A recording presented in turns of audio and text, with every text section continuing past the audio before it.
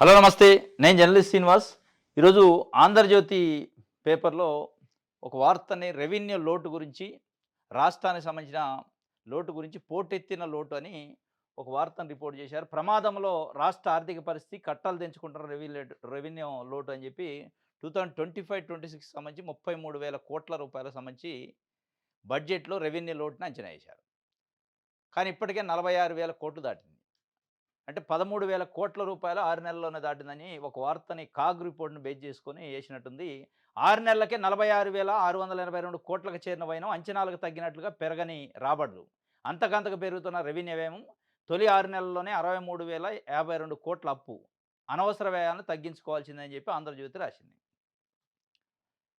వీళ్ళు రాసిన దాంట్లో ఏం చేయాలి మరి అని చెప్తే, అంటే అత్యంత ప్రమాదకరమైన పరిస్థితుల్లో రాష్ట్ర ఆర్థిక పరిస్థితి ఉంది. కానీ ఏం చేయాలి అంటే 'ఆంధ్రజ్యోతి' ఏం చెప్పిందంటే రెమెడీ స్కీములు తగ్గించాలి. అనవసరమైన స్కీములు తగ్గించాలట. అనవసరమైన ఖర్చును తగ్గించాల. అనవసరమైన ఖర్చును తగ్గించొచ్చేం గానీ, అనవసరమైన స్కీములని ఒక పేరు పెట్టి, ఇప్పుడు ఉన్న స్కీములను ఎత్తేసే కార్యక్రమాన్ని చేస్తున్నారు. ఈ వార్తను చూస్తే అనిపిస్తుంది. 6 నెలల పాటు 33,000 కోట్లు వాళ్ళు అంచనా ఏస్తే 46,000 కోట్లు దాటింది. అది 74,000, 80,000 కోట్లు దాటినా ఆశ్చర్యం లేదు 1 ఇయర్‌కి. ఈ రెవెన్యూ లోటేంది? వీళ్ళేసుకున్న అంచనా రాబడికి అంటే ఖర్చు పెరిగింది. రాబడి ఎక్కడి నుంచొస్తది? టాక్సులు, స్టాంప్స్ అండ్ రిజిస్ట్రేషన్ శాఖ, ఎక్సైజ్ శాఖ, కేంద్రం నుంచి రావాల్సిన గ్రాంట్లు, నిధులు. కేంద్రం నుంచి రావాల్సిన పన్ను రాబడులు. ఈ కేంద్రం నుంచి రావాల్సిన రాబడులలో వీళ్ళు 32,000 కోట్ల రూపాయలు కేంద్రం నుంచి మనకి గ్రాంట్, ఎయిడెడ్ రూపంలో వస్తాయని అంచనా ఏస్తే 4,000 కోట్లు మాత్రమే వచ్చినాయి 6 నెలల్లో. అంటే 12% కూడా రాలే. ఈ కేంద్రం నుంచి అడిగే దాంట్లో మోడీని నిలదీసి గట్టిగా మాట్లాడే పరిస్థితి చంద్రబాబు నాయుడు గారు చేయట్లే. ఇక్కడున్న తెలుగుదేశం పార్టీ, జనసేన, బీజేపీ ఎంపీల పైన ఆధారపడి ఎన్డీఏ కూటమి అక్కడ నడుస్తుంది ప్రభుత్వం.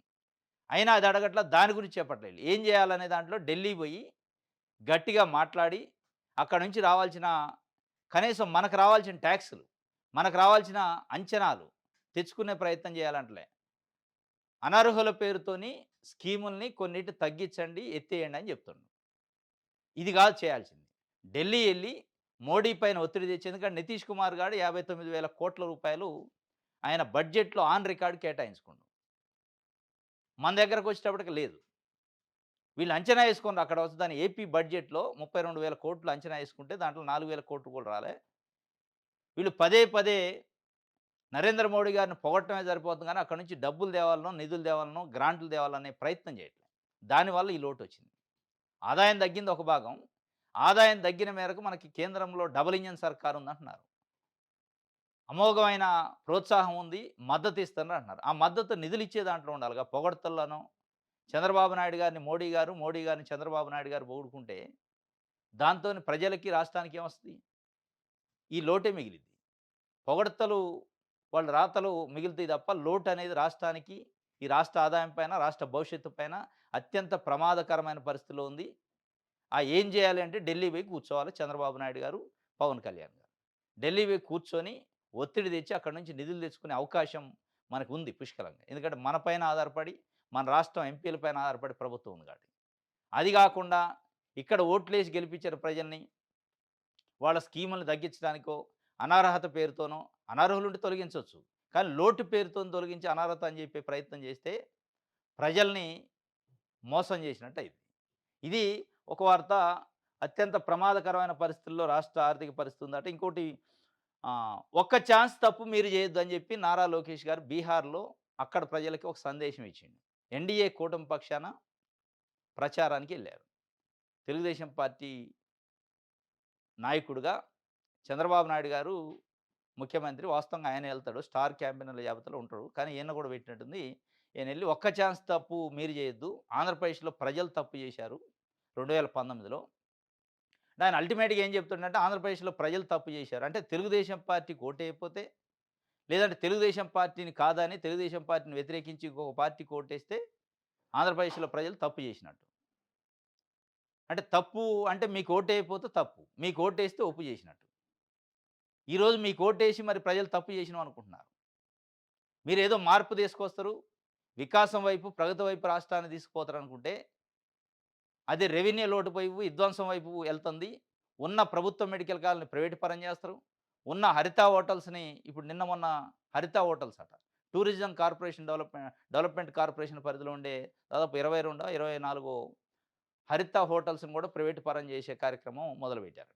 ఇప్పటికే 17 ప్రభుత్వ మెడికల్ కాలేజ్‌ని ప్రైవేట్ పరం చేస్తున్నారు. ఇయన్నీ చూసిన తర్వాత ఏపీలో ఉన్న ప్రజలు మేము కూడా తప్పు చేసినాం అనుకుంటున్నారు. కూటమికి, తెలుగుదేశం పార్టీకి నమ్మి ఓట్లేసినందుకి మమ్మల్ని నట్టేట ముంచిండు అని ఒక చర్చ కూడా జరుగుతుంది మరి. మీరక్కడ పోయి ఆంధ్రప్రదేశ్‌లో ఉన్న 5,00,00,000 మంది ప్రజలు తప్పు చేశారు. మీరు ఆ తప్పు చేయమాకండి అని చెప్పినట్టుందాయన. ఒక్క ఛాన్స్ అనే తప్పు మీరు చేయొద్దంటే ఆంధ్రప్రదేశ్‌లో 2019లో ప్రజలు తప్పు చేశారని ఆయన ఒక ఇంటర్ప్రిటేషన్ అక్కడ ఇచ్చిండు. ప్రజల తప్పొప్పులు అనేది వాళ్ళ ఇష్టాయిష్టాలను బట్టి, వాళ్ళకి నచ్చిన పార్టీని బట్టి, వాళ్ళ ఎజెండాను బట్టి, వాళ్ళ మేనిఫెస్టోని బట్టి ఉంటాయి. అది తప్పెట్లయిద్ది? ఇప్పుడు కొన్ని పత్రికలు, టీవీ ఛానెల్‌లు, కొన్ని పార్టీలేందంటే మాకు ఓటేస్తే మాత్రమే ఒప్పు. మా ప్రభుత్వం వస్తేనే ప్రభుత్వం. మా పార్టీయే పార్టీ. మేము చేసేదే కరెక్టు. అనే పద్ధతిలో ఒక ఇంటర్ప్రిటేషన్ చేసే ప్రయత్నం చేస్తున్నారు. అసా అసాధారణ సాధ్యంగానే హామీలు నమ్మి మోసపోవద్దు. బీహార్ ఓటర్లకు లోకేష్ పిలుపు. రాష్ట్ర ముఖాభివృద్ధికి ఎన్డీఏ గెలవాలి. జంగిల్ రాజు పోయి నితీష్ వచ్చాకే అభివృద్ధి. డబుల్ ఇంజన్ బుల్లెట్ సర్కార్‌తో ప్రయోజనాలు ఎన్నో ఉన్నాయి. బీహార్ గడ్డపై టీడీపీ యువనేత 2 రోజుల ప్రచారం. హిందీ ప్రసంగాలతో ఆకట్టుకున్న లోకేష్. జంగిల్ రాజు పోయి నితీష్ వచ్చాకనే అభివృద్ధి అయిందట. ఇదే నితీష్ కుమార్ గారు ఎన్డీఏ కూటమిలోకి ఇన్ను, ఔటు ఎన్ని సార్లు పోయిండో లెక్కలేదు. ఇదే చంద్రబాబు నాయుడు గారు ఎన్డీఏ కూటమిలోకి ఇన్ను, ఔటు వీళ్ళిద్దరు 2 పార్టీలు దాదాపు ఒకటే. కాకపోతే నితీష్ కుమార్ గారు ఎక్కువ టైం పోయిండు. మీరు చెప్తున్నట్టు ఒక్కసారి ఒక ఛాన్స్ అని చెప్పి ఆంధ్రప్రదేశ్ ప్రజలు మోసం చేశారు. అట్లా మోసపోవద్దు అని చెప్తున్నారు కదా! మీరు చేయొద్దు ఆ ఛాన్స్, ఆ తప్పు చేయొద్దు అని చెప్పి. ఆంధ్రప్రదేశ్‌లో ఇప్పుడున్న 2 తెలుగు రాష్ట్రాల్లోని రాజకీయ పార్టీల్లో ఇప్పుడున్న సమాచారం ప్రకారం ఒక వైఎస్ఆర్‌సీపీ తప్ప పార్టీ పెట్టినప్పటి నుంచి ఇప్పటి వరకు ఏ పార్టీతోని కలవటం, విడిపోవడం జరగలేదు. 2014, 2019, 2024 3 సాధారణ ఎన్నికల్లో అంతకుముందు బై ఎలక్షన్స్ ఫేస్ చేశారు. ఎప్పుడు కూడా సింగిల్ చిన్న పార్టీతోని కడవలేదు. మళ్ళా విడిపోలే. Telugu Desam party, BRS, Congress party, MIM, CPM, CPI దాదాపు ఆల్ పార్టీసు ఏదో ఒక రూపంలో ఏదో ఒక పార్టీతోని చితంగా పొత్తులు పెట్టుకున్న దాఖలాలున్నాయి. సింగిల్ పార్టీగా వాళ్ళు పోటీ చేశారు. మీరు దాన్ని ప్రజలు తప్పు చేశారనే పద్ధతిలో ప్రజలు ఇప్పుడు కూడా 40% ఓటింగు వైఎస్ఆర్‌సీపీ సింగిల్‌నే ఉంది. వీళ్ళు 3 పార్టీలు కలిసి కూటమిగా పోయినప్పటికీ 2014లో పరిస్థితి అదే. 35, 40% ఓటింగు. ఇప్పుడు 39, 40% ఇప్పుడు ఓటింగ్ ఉంది. ఎప్పుడు కూడా వాళ్ళు ఒక పార్టీతో బీజేపీతోని కలవటం, లేకపోతే ఇంకో పార్టీతో కలవటం, మళ్ళీ విడిపోవటం జరగలే. అది ఇప్పుడున్న రికార్డు. ఇది ఆయన చెప్తుంది ఒక ఛాన్స్ తప్పు మీరు చేయొద్దు. ఆంధ్రప్రదేశ్‌లో మా ప్రజలు చేశారని చెప్పే ప్రయత్నం చేసిండు. రైట్. ఆంధ్రప్రభ. రైట్. ఆరోగ్యాంధ్రే మా లక్ష్యం. హెల్తీ, వెల్తీ, హ్యాపీ ఆంధ్రప్రదేశ్ మా నినాదం. అందుకోసమే సంజీవని పథకం తీసుకొచ్చాం. ఇంటి వద్దకే వచ్చి చికిత్స చేసే సదుపాయం. బిల్ గేట్స్ సహకారంతో వినూత్న ప్రయోగమట. శంకరాయి ఫౌండేషను సేవలు దానికి సంబంధించి ఆ ప్రారంభోత్సవంలో నిన్న గుంటూరు జిల్లాలో ముఖ్యమంత్రి గారు మాట్లాడారు. ఆరోగ్యమా మా లక్ష్యం అంటుండు. ఆరోగ్యమే మీ లక్ష్యమైతే ఉన్న ప్రభుత్వ మెడికల్ కాలేజ్‌ని ప్రైవేటీకరణ ఎందుకు చేస్తారు? పీపీపీ పద్ధతిలోకి ఎందుకు తీసుకుపోతారు? ఆరోగ్యం ప్రభుత్వం లక్ష్యం అయితే ప్రైవేటోళ్ళకి ఎందుకు అప్పజెప్పాల? ప్రభుత్వమే ఉంచాలిగా, ప్రభుత్వం దగ్గర ఉంచుకోవాలా. నేనక్కడ ఏలూరు ప్రభుత్వ వైద్య కళాశాలకు సంబంధించి మెడికోల్‌ని ఎలకలు గరిసినాయి. ఎలకలు గరిసి వాళ్ళు కంప్లెయింట్ చేయాల్సిన పరిస్థితి.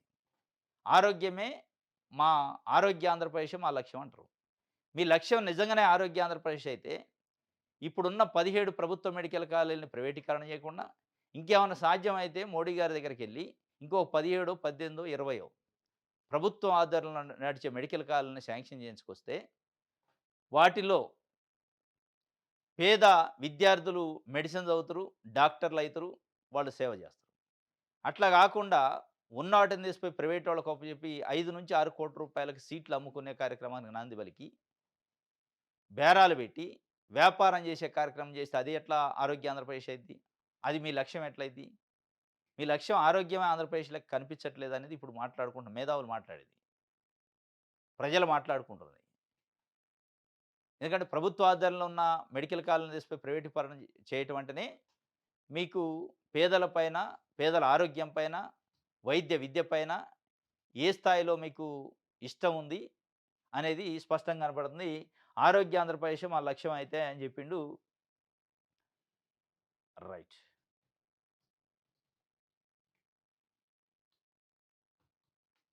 అనుక్షణం అణుభయం కణం కింద కొట్టాల గ్రామం కణం కింద కొట్టాల గ్రామమట బతుకులు దుర్భరం కడప జిల్లాలో.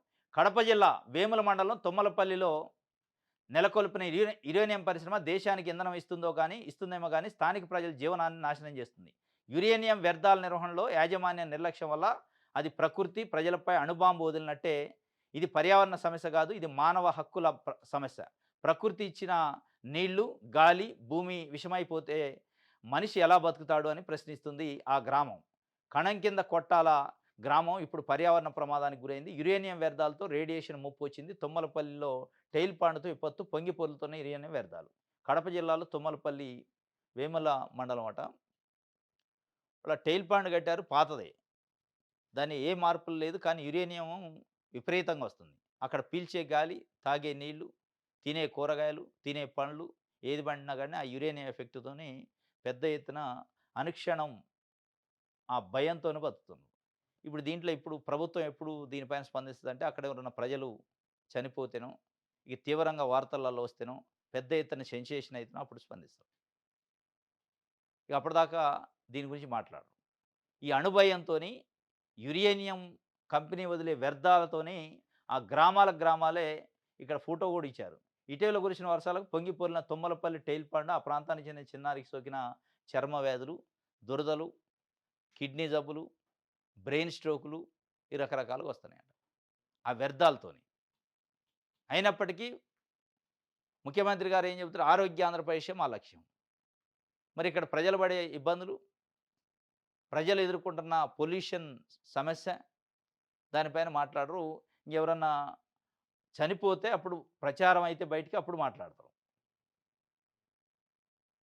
ఇది ఆంధ్రప్రభకు సంబంధించి. రైట్. సాక్షి పేపర్‌లో 10,000 కోట్ల టూరిజం ఆస్తిపై గురి ప్రైవేటుకు హరితహారం. ఏపీ టీడీసీకి చెందిన 22 హరిత హోటళ్లు ప్రైవేటు వ్యక్తుల చేతుల్లోకి లాభాలు వస్తున్నా సరే నిర్వహించలేమంటూ వదిలించుకుంటున్న కూటమి సర్కారు అత్యంత విలువైన ప్రభుత్వ ఆస్తిని ప్రైవేటు వ్యక్తులకు కట్టబెట్టే కుట్ర. చివరకు గిరిజన చట్టాలను కాలు రాస్తున్న చంద్రబాబు ప్రభుత్వం ఏజెన్సీలోని టూరిజం హోటళ్లను సైతం ప్రైవేటుకి ఇచ్చేలా పావులు. ప్రభుత్వ మెడికల్ కాలేజీల నుంచి అన్నీ ప్రైవేటు పరం చేస్తున్న కూటమి సర్కారు. ఒక 10,000 కోట్లకు టార్గెట్ పెట్టారట. 10,000 కోట్ల ఆస్తి పైన గురి పెట్టారు ఇప్పుడున్న ప్రభుత్వంలోని పెద్దలు. 22 హరిత టూరిజం హోటళ్ళు. ఆంధ్రప్రదేశ్ టూరిజం డెవలప్‌మెంట్ కార్పొరేషన్ ఆధ్వర్యంలో నడుస్తాయి. అదొక ప్రాపర్టీ. రాష్ట్రానికి సంబంధించిన ఆస్తి అది. ఆ రాష్ట్ర ఆస్తిని, రాష్ట్ర సంపదను తీసుకుపోయి ప్రైవేట్ వ్యక్తుల చేతిలో పెట్టే కార్యక్రమం సేమ్ మెడికల్ కాలేజీల తరహాలో నడుస్తుంది. ఇంకొక అడుగు ముందుకేసి గిరిజన ప్రాంతాల్లోని 1 ఆఫ్ 70 యాక్ట్‌ను కూడా దాటేసి దాని ప్రకారం ఏంది అక్కడున్న గిరిజనేతరులకి ఆ ఆస్తి పైన గాని, అక్కడ భూముల పైన గాని అక్కడ హక్కులుండవు. దాన్ని కూడా వయలేట్ చేసే పరిస్థితికొచ్చిందట. ఎందుకు అంత అవసరం ఏమొచ్చింది? ఇప్పుడు 22 హోటల్‌ని ప్రభుత్వం నిర్వహించలేని పరిస్థితి, మెయింటెనెన్స్ చేయలేని పరిస్థితి. ఇప్పుడు మెడికల్ కాలేజీలు అంటే కన్‌స్ట్రక్షన్ చేయాలి, నిర్మాణం చేయలేము అంటున్నారు. దీంట్లో నిర్మాణం కూడా చేసేది లేదు కదా! నిర్మించున్నాయి. దాన్ని జస్ట్ నిర్వహించుకుంటే సరిపోదు మెయింటెనెన్స్. దాన్ని కూడా అమ్మే కార్యక్రమం అంటే ఇది ఇక దాంట్లో ప్రభుత్వంలో ఉన్న పెద్దలు బినామీలా, వాళ్ళ బంధువులా, వాళ్ళ పార్టీ నాయకులా దీని మీద కన్నేసినట్టుంది. 10,000 కోట్ల ఆస్తి, 22 హోటల్స్. రైట్.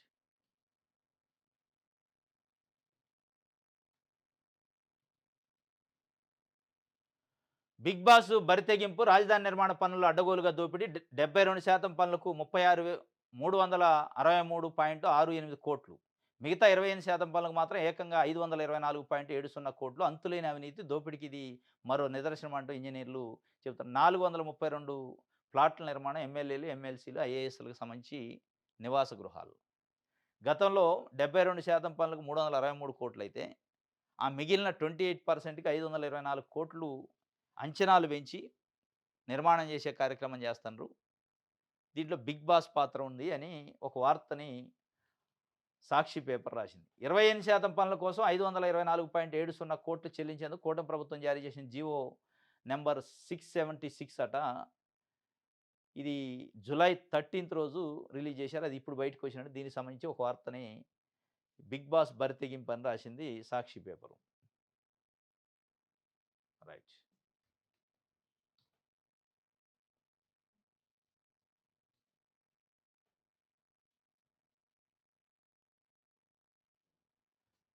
ఆ! ఈనాడు.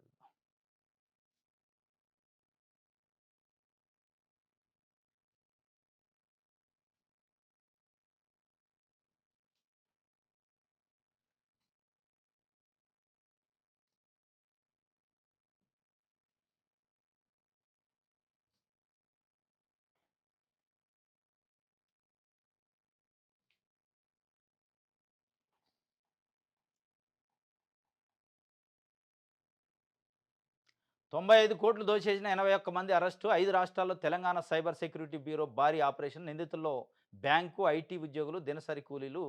దీనికి సంబంధించి సైబర్ క్రైమ్‌కి సంబంధించి 95 కోట్లు దోచేసిన 81 మందిని తెలంగాణ సైబర్ క్రైమ్ అరెస్ట్ చేసింది. సైబర్ మోసమా? ఫస్టు రియాక్ట్ అవ్వు అని చెప్పి వాళ్ళు ఒక అవేర్‌నెస్ ప్రోగ్రామ్‌ను కూడా కల్పిస్తున్నారు. అయినప్పటికీ ప్రతిరోజు కొన్ని వందల సంఖ్యలో సైబర్ క్రైమ్స్ రిజిస్టర్ అయితున్నాయి 2 తెలుగు రాష్ట్రాల్లో. హర్యానా బేస్డ్‌గా, ఢిల్లీ బేస్డ్‌గా కొంతమంది యువకులు 17, 16 సంవత్సరాల యువకులే వలేసి, ట్రాప్ జేసి, సోషల్ మీడియాని మన ఫోను నంబర్‌లు ట్రాప్ జేసి, అకౌంట్ డీటెయిల్స్ సేకరించుకొని మొత్తం కాజేసే కార్యక్రమం చేస్తున్నారు. దానికి సంబంధించి నిన్న ఒక 81 మంది అరెస్ట్ అయ్యారట. ఒకటే టైంలో. సైబర్ నేరాలపై యుద్ధం ప్రకటించిన తెలంగాణ సైబర్ సెక్యూరిటీ బ్యూరో గతంలో ఎన్నడూ లేని విధంగా దేశవ్యాప్తంగా ఏకకాలంలో 5 రాష్ట్రాల్లో దాడులు నిర్వహించి 81 మందిని అరెస్ట్ చేసింది. అక్టోబర్‌లో 25 రోజుల పాటు జరిగిన ఈ భారీ ఆపరేషన్‌లో అనేక మంది అధికారులు పాల్గొన్నారు. భారీ ఆపరేషన్‌కి సంబంధించి వివరాలను తెలంగాణ సైబర్ సెక్యూరిటీ బ్యూరో సంచాలకులు శిఖా గోయల్ చెప్పింది. కేరళ నుంచి 28 మంది, మహారాష్ట్ర నుంచి 23 మంది, ఆంధ్రప్రదేశ్ 10, తమిళనాడు 7, కర్ణాటక నుంచి 13 మంది. అసలు అరెస్ట్ కావాల్సిన హర్యానా నుంచి లేరు. మొత్తం హర్యానా సెంట్రలైజ్డ్‌గా నడుతుంది సైబర్ క్రైమ్. అక్కడి నుంచి లేరు. కేవలం సౌత్ స్టేట్‌ల నుంచి ఎక్కువ మంది ఉన్నట్టుంది. రైట్. ఇది విషయాలు అందులో.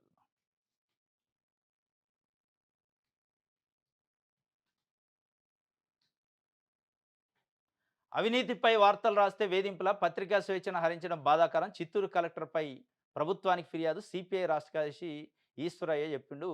అవినీతికి, గ్రావెల్ మాఫియాకి వ్యతిరేకంగా వార్తలు రాస్తున్న విలేకరులపై జిల్లా కలెక్టర్ వేధింపులు. ఇప్పుడు రాజకీయ నాయకులు వేధించారంటే, కాంట్రాక్టర్లు వేధించారంటే అది మనం సహజంగా చూస్తాం. జిల్లా కలెక్టరే స్వయంగా అక్రిడేషన్ రద్దు చేసిండట. ప్రజాశక్తి విలేకరు పైన అవినీతికి వ్యతిరేకంగా వార్తలు రాసిండని చెప్పి ఆయన పైన అటాక్ చేయటము, పోలీస్ వేధింపులే కాకుండా ఆ సదరు కాంట్రాక్టరు దానికి సంబంధించిన ఎమ్మెల్యేనో లేదా పొలిటికల్ పార్టీలో ఒత్తిడి చేస్తే జిల్లా కలెక్టర్ ఒక ఐఏఎస్ ఆఫీసరు అక్రిడేషన్ రద్దు చేస్తే ఎవరికి చెప్పుకోవాలిగా? పత్రికా స్వేచ్ఛ అనే పదానికి అర్థం ఏముంటది? ఇది చిత్తూరు జిల్లాలో జరిగిన ఘటన గురించి ఒక వార్త రాసింది. హ్మ్. స్థానిక బైరాగపేటలో గంధమనేని శివయ్య భవనంలో ఆయన మీడియాతో మాట్లాడుతూ గ్రావెల్ మాఫియా, అవినీతి బియ్యము, అక్రమ రవాణా, కలప దొంగ రవాణా వంటి అంశాలను లేవనెత్తి వార్తలను రాస్తున్న చిన్న స్థాయి విలేకరుల అక్రిడేషన్ రద్దు చేయడం అన్యాయమన్నారు. గంగాధర్ నెల్లూరు ఎమ్మెల్యే ప్రోద్బలంతో చర్యలకు ఉపక్రమించడం దారుణమన్నారు. కాంట్రిబ్యూటర్లపై కలెక్టర్ ప్రతాపం చూపడమే కాకుండా నిబంధనలు పాటించకుండా అక్రిడేషన్ రద్దు చేయడం సరైన పద్ధతి కాదని కలెక్టర్ తీరుపై మండిపడ్డారు. ఇది సిపిఐ తరఫున కలెక్టర్ చర్యలను వ్యతిరేకిస్తున్నట్టు చెప్పారు. కలెక్టర్ వాస్తవంగా ఏం చేయాలి? వార్తలు రాసిన అవినీతికి వ్యతిరేకంగా వార్తలు రాసిన విలేకరిని, ఆ రిపోర్టర్‌ని ప్రశంసించాల. అవసరమైతే ఆయన పైన అటాక్ చేసినా, ఆయన్ని వేధిస్తున్న వాళ్ళపైన కేసులు పెట్టాల. అది వదిలేసి, ఆయన అక్రిడేషన్‌ని రద్దు చేశారంటే ప్రభుత్వం ఏం చెప్తుందనేది స్పష్టంగా అర్థమైంది.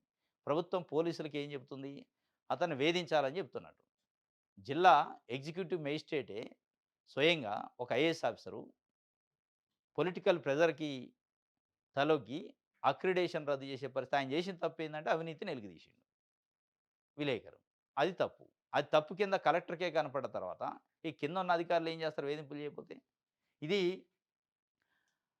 సిపిఐ పార్టీకి సంబంధించి స్టేట్ సెక్రటరీ దాన్ని ఖండిస్తున్నాం. అవసరమైతే ప్రభుత్వానికి కూడా కంప్లెయింట్ చేస్తాం అన్నట్టు ఒక వార్తని రాశారు. రైట్. ప్రజాశక్తి చూద్దాం.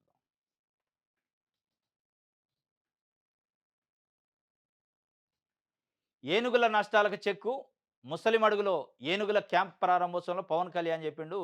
ఏనుగుల వల్ల ఎలాంటి ప్రాణ నష్టమో, ఆస్తి నష్టం జరగకుండా చూడాలని రాష్ట్ర ఉప ముఖ్యమంత్రి, అటవీశాఖ మంత్రి కొణిదెల పవన్ కళ్యాణ్ అన్నారు. చిత్తూరు జిల్లా పలమనేరు మండలం ముసలిమడుగులో అటవీశాఖ ఆధ్వర్యంన కుంకి ఏనుగుల శిక్షణా కేంద్రంలో ఏర్పాటు చేసిన ఏనుగుల క్యాంపును ఆదివారం ఆయన ప్రారంభించారు. అందుకు సంబంధించిన శిలాఫలకాన్ని పవన్ కళ్యాణ్ ఆవిష్కరించారట. ఏనుగుల వల్ల ఏనుగుల నష్టాలకు, ఏనుగుల వల్ల జరిగే రైతులకు జరిగే నష్టాలను చెక్ పెట్టడానికి నిన్నోళ్ళు ఒక ఇంజెక్షన్ గన్‌ని, మత్తు ఇంజెక్షన్ గన్‌ని ఓపెన్ చేసిండు పవన్ కళ్యాణ్ గారు. దాంతోని ఏదైనా ఏనుగులు విచిత్రమైన ప్రవర్తన చేసి పంటలు నాశనం చేసే పరిస్థితి ఉంటే వాటిని చంపకుండా ఆ మత్తు ఇంజెక్షన్‌తోని, గన్‌తోని ఇంజెక్షన్ ఏసి దాన్ని కంట్రోల్ చేసి దానికి ట్రైనింగ్ ఇచ్చే కార్యక్రమం. ఈ కుంకి ఏనుగులకు సంబంధించి ఒక క్యాంప్‌ని పెట్టే కార్యక్రమం నిన్న చిత్తూరు జిల్లా పలమనేరు ప్రాంతంలో దాన్ని ఆవిష్కరించిండు. దానికి సంబంధించిన ఒక వార్తని ప్రజాశక్తి ఇచ్చింది. రైట్. ఇది ఈరోజు న్యూస్ అనాలిసిస్. రేపు తాజా వార్తలతోని తిరిగి కలుసుకుందాం. Thank you.